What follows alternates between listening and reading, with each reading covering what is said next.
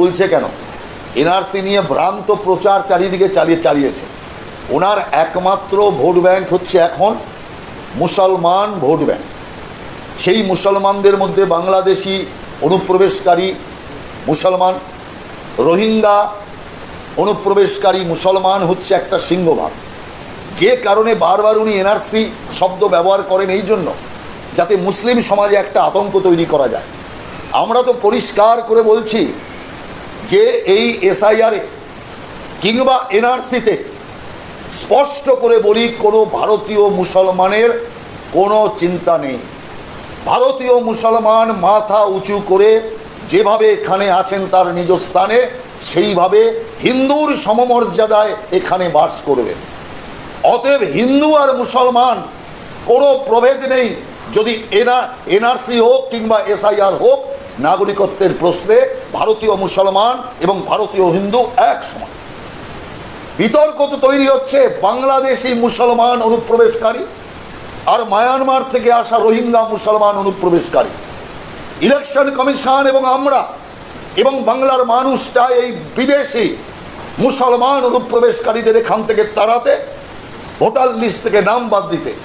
আর তার জন্য এনআরসি হবে, তার জন্য এসআইআর চলবে। অতএব এটা পরিষ্কার করে আমরা জানাতে চাই।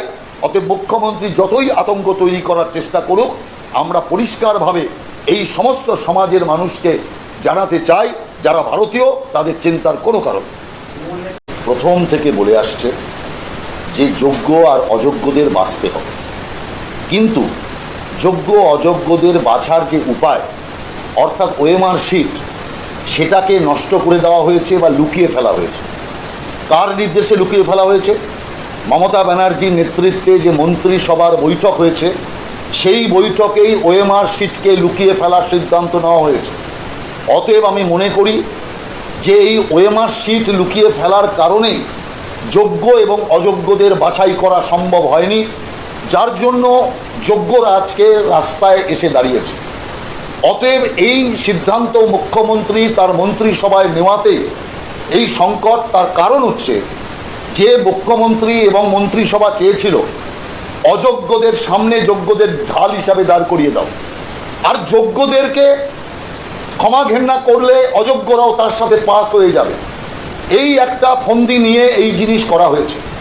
আমি মনে করি যে 7 দিনের মধ্যে কোনোভাবেই রাজ্য সরকারের পক্ষে এটা করা সম্ভব হবে না, যদি না লুকোনো ওএমআর শিট বের হয়।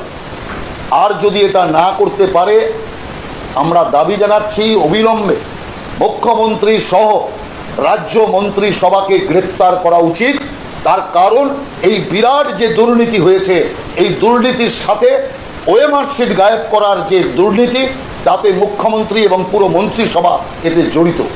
আমরা দেখব যে আগামী 7 দিনের মধ্যে রাজ্য সরকার লুকোনো ওএমআর শিট বের করে নাকি না ওরা সেই আবার নতুন কোনো রাস্তা ধরে। দেখুন, চুরি যে পুরো সংগঠিত চুরি হয়েছে, আর সেই চাকরি চুরির টাকা যে একদম ওপর পর্যন্ত ভাগ এসছে, এটা দিনের আলোর মতো স্পষ্ট হয়ে গেছে।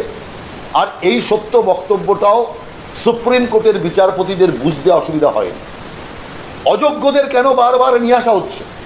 যোগ্যদের পাশে একবারও মুখ্যমন্ত্রী দাঁড়াননি, কিন্তু অযোগ্যদের পাশে মুখ্যমন্ত্রী কেন দাঁড়িয়েছেন? কদিন বাদে নির্বাচন, এবার অযোগ্যদের মুখ বন্ধ রাখতে হবে, নইলে তো অযোগ্যরা সব বলতে শুরু করবে কোন কোন নেতাকে কত টাকা দিয়ে তারা চাকরি পেয়েছে।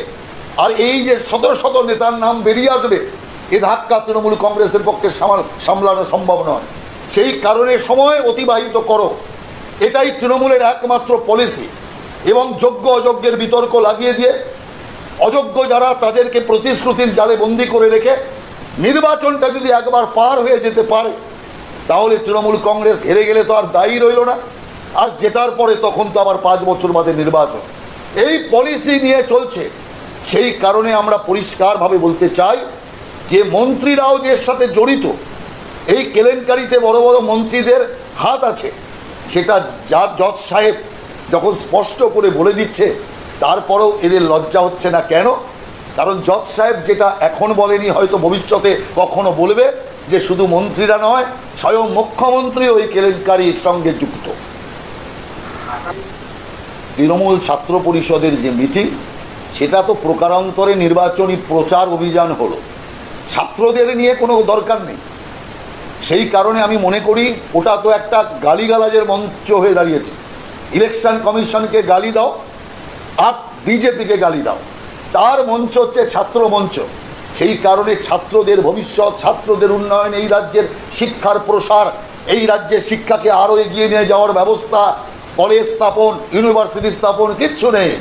শুধু একদম গদ ধরা বিজেপি আর ইলেকশন কমিশনকে গালিগালাজ আর কিছু এজেন্সিকে গালিগালাজ, এটাই হচ্ছে তৃণমূলের এই মিটিংয়ের মূল উদ্দেশ্য।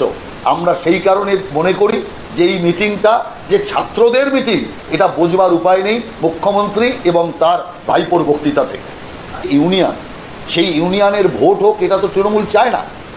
কারণ তৃণমূল হচ্ছে একটা অগণতান্ত্রিক দল, গণতান্ত্রিক মুখোশ পরে রয়েছে, কিন্তু প্রত্যেক ক্ষেত্রে আপনি দেখবেন স্বেচ্ছাচারিতা তৃণমূল কংগ্রেসের মূল সম্বল, মূল হাতিয়ার। সেই কারণের জন্য গণতন্ত্রকে সম্মান জানাতে হয় ইলেকশন কমিশনকে লিখে।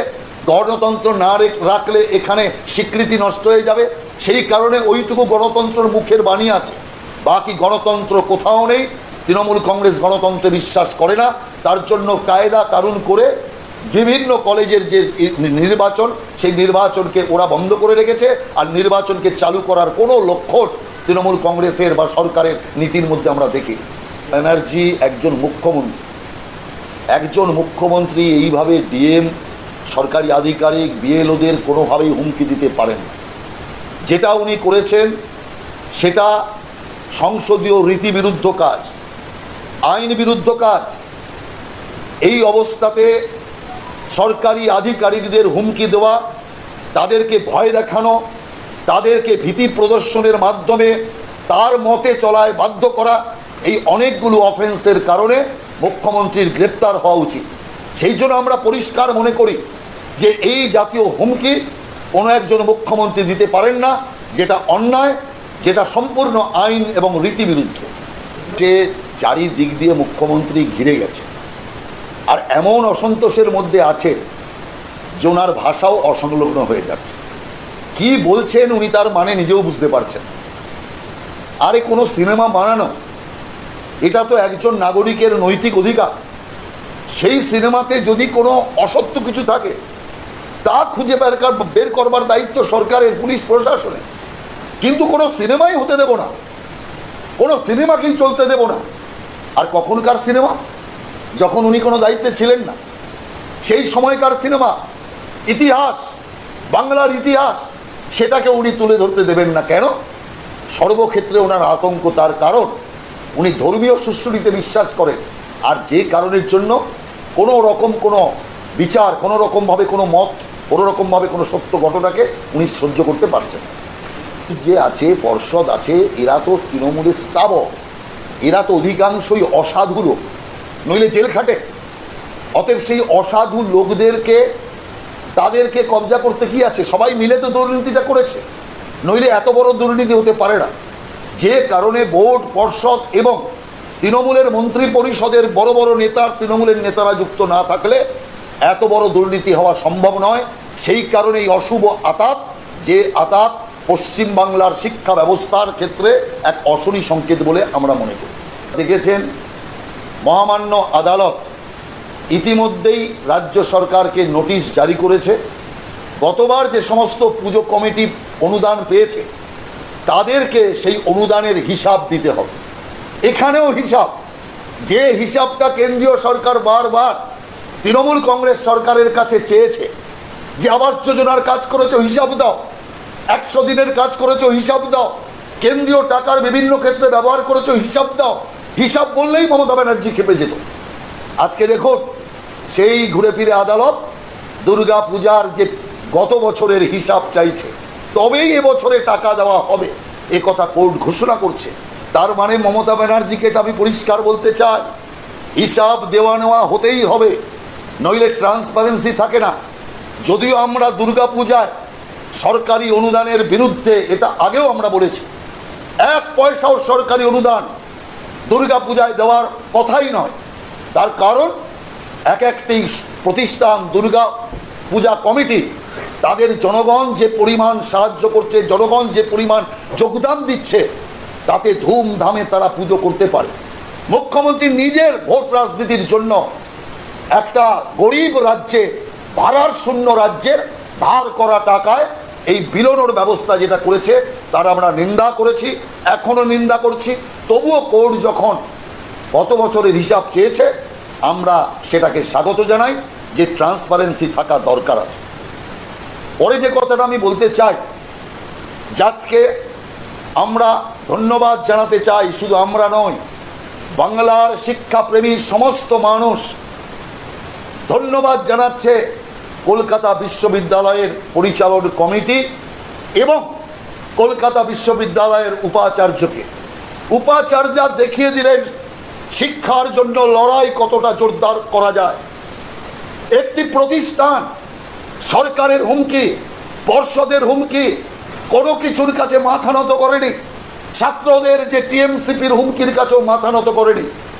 অন্যান্য কলেজ পরীক্ষা বন্ধ করে দিয়েছে, কিন্তু কলকাতা ইউনিভার্সিটি এটা দেখিয়ে দিয়েছে কোনো বিশ্ববিদ্যালয়, শিক্ষা প্রতিষ্ঠান রাজনীতির আখড়া নয়।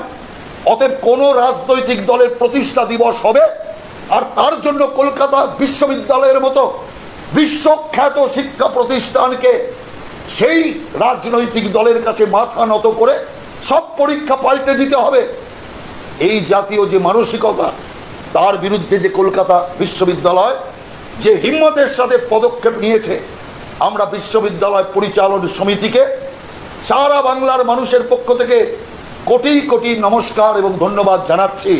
এবং বাকি যারা মেরুদণ্ডহীন বিভিন্ন কলেজ এবং প্রতিষ্ঠান, সেই সমস্ত অধ্যক্ষকেও আমরা বলছি, দেখে শেখো, একই শিক্ষার 12টা বেজে গেছে পশ্চিমবাংলায়। আর দয়া করে তৃণমূলের চাটুকারিতা করে বাংলার শিক্ষা ব্যবস্থার সর্বনাশ করবেন না, তাদেরকে আমরা এখান থেকে আবেদন জানাতে চাই। বন্দ্যোপাধ্যায় ভাবছে এটা ডায়মন্ড হারবারের ভোট। কিছু বিদেশি নাগরিককে ওখানে রেখে দিয়ে, কিছু বানানো পুলিশ থানা তৈরি করে, মানুষের ওপর মস্তান দিয়ে আতঙ্ক তৈরি করে ডায়মন্ড হারবারে ছাপ্পা ভোট দিয়ে জেতা যায়। কিন্তু এবার ইলেকশন কমিশন তৈরি, ডায়মন্ড হারবারকে আগে রক্ষা করুক অভিষেক ব্যানার্জি, তারপরে তো বিজেপিকে দেখবে। সেই কারণে নিজেদের স্থান 26-এর ভোটের পর কোথায় হবে সেই চিন্তা আগে করুন, যে পশ্চিম বাংলায় আপনাদের ভিক্ষা পাত্র জুটবে না, এ আমি আপনাদের পরিষ্কার বলে রাখছি।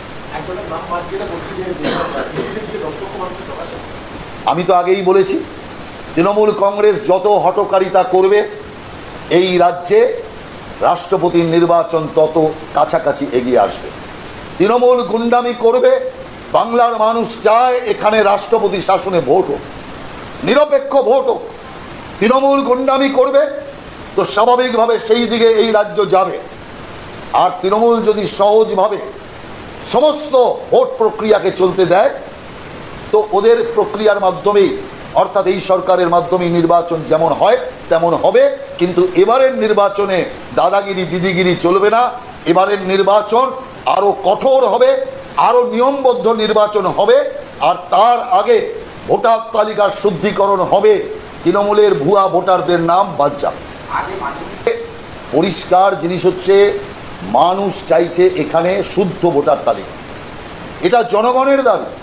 অতএব শুদ্ধ ভোটার তালিকা হোক, এটা সবাই চাইছে। শুধু তৃণমূল কংগ্রেস আর এই রাজ্যের ভুয়া ভোটারের রূপকার সিপিআইএম শুধু বাধা দিচ্ছে। ওরা তৃণমূলের তল্পি বাহক হয়ে তৃণমূলের সানাই বাদক হয়েছে। সেই কারণে আমরা মনে করি তৃণমূল আর সিপিএম এক জায়গায়, বাকি সমস্ত মানুষ বাংলার চাইছে এসআইআর হোক, ভোটার লিস্টের শুদ্ধিকরণ হোক। আমি আগেও বলেছিলাম যে জীবন কৃষ্ণকে গতবার যখন অ্যারেস্ট হয়েছে তখনই ওকে পার্টি থেকে তাড়ানো উচিত। কিন্তু কে তাড়াবে? যারা তাড়াবে তারাই তো অভিযোগে অভিযুক্ত। ঠক বাঁচতে গেলে গা উজাড় হয়ে যাবে। সেই কারণে জীবন কৃষ্ণ দাস সাহার পক্ষ হয়ে দাঁড়িয়ে গেছে মুখ্যমন্ত্রী মমতা ব্যানার্জি। যেখানে এত দুর্নীতির সব ধরা পড়ছে, এত বেআইনি সম্পত্তি ধরা পড়ছে, তারপরেও মুখ্যমন্ত্রী জীবনবাবুর পক্ষে কেন? তার কারণ দুর্নীতি যেখানে, মুখ্যমন্ত্রী সেখানে। অতএব দুর্নীতির পাশে না দাঁড়ালে কারণ জীবন কৃষ্ণর পর যদি অভিষেক কৃষ্ণর ডাক পড়ে, এই আতঙ্কেই তো মুখ্যমন্ত্রী সবচেয়ে বেশি আতঙ্কগ্রস্ত। সেই কারণের জন্য আমরা মনে করি এই পার্টিটা পুরো দুর্নীতির ঘুরে ধরে শেষ হয়ে গেছে। অতএব মানুষের কাছে একটাই আবেদন, তাই আমরা নিয়ে যাচ্ছি, আসুন পাল্টাই। মমতা ব্যানার্জির বক্তব্যের মধ্যে যদি আপনি পুরো লক্ষ্য রাখেন, বারবার বামেদেরই তো পাশে চেয়েছে। বামেদের অফিস কেন বিজেপির অফিস হয়ে যাচ্ছে, তার জন্য গালিগালাজ করছে। এই বামেদেরকে বলছে মিছিল মিটিং প্রোগ্রাম করতে পারেন না, লোক নেই। তুই করে বলছে লোক নেই তো আমাদের বল, আমরা লোক দেবো। কার সাথে বামেদের সখ্যতা? কারা বামেদের সঙ্গে মিলে রয়েছে? যখন সরকারে আসার আগে বামেদের দুর্নীতি, বামেদের নেতাদের হাতে রক্ত লেগে থাকার কাহিনী এই মমতা ব্যানার্জি কতবার বলেছে? একটাও বাম নেতার দুর্নীতি ফাঁস করেছে? একটাও বাম নেতাকে শত শত তৃণমূল কংগ্রেস কর্মী আর বিজেপি কর্মীকে খুন করার অপরাধে গ্রেপ্তার করেছে, মামলা চালিয়েছে? কার সাথে বামেদের মিল আছে সবাই জানে। অতএব সানাইতে বলে একটা পো, ওই বামরা হচ্ছে, সিপিএম হচ্ছে তৃণমূলের পো, মমতা ব্যানার্জির পো। সেই কারণের জন্য আমরা পরিষ্কার বলতে চাই যে তৃণমূল কংগ্রেস আর সিপিএম এর ঐক্য দিল্লিতেও যেমন আছে, কলকাতাতেও বিদ্যমান, পশ্চিম বাংলাতেও বিদ্যমান। কোন সর্বক্ষেত্রে তৃণমূলের চরম দুর্নীতি। অতএব সেই দুর্নীতির কারণে অযোগ্য লোকদের তৃণমূল কংগ্রেস বিভিন্ন জায়গাতে বসিয়ে রেখেছে। আর সেই ক্ষেত্রে যখন নানা রকম বিচ্যুতি ধরা পড়ছে, কেন্দ্রীয় সরকারও যে টাকা খরচা করছে সেই টাকা কেন্দ্রীয় সরকার উৎপন্ন করছে না, সেই টাকা মানুষের টাকা, তার দেখভাল করার দায়িত্ব কেন্দ্রীয় সরকারের। অতএব মানুষের টাকা কেন্দ্রীয় সরকার যেখানে সেখানে বিলিয়ে দিতে পারে না। তার কারণ মমতা ব্যানার্জিকে কৈফিয়ত দিতে হয় না, কারণ উনি গায়ের জোরে চলেন, বন্দুকের জোরে চলেন, জনগণকে ভয় দেখিয়ে চলেন। কিন্তু বিজেপি জনগণের কাছে দায়বদ্ধতা রাখে, জনগণের কাছে কৈফিয়ত দেওয়ার জন্য বিজেপি তৈরি থাকে। তাই বিজেপি সরকারকে, কেন্দ্রীয় সরকারকে প্রতি ক্ষেত্রে জনগণকে তার তার কৃত কাজের জন্য কৈফিয়ত দিতে তৈরি থাকে।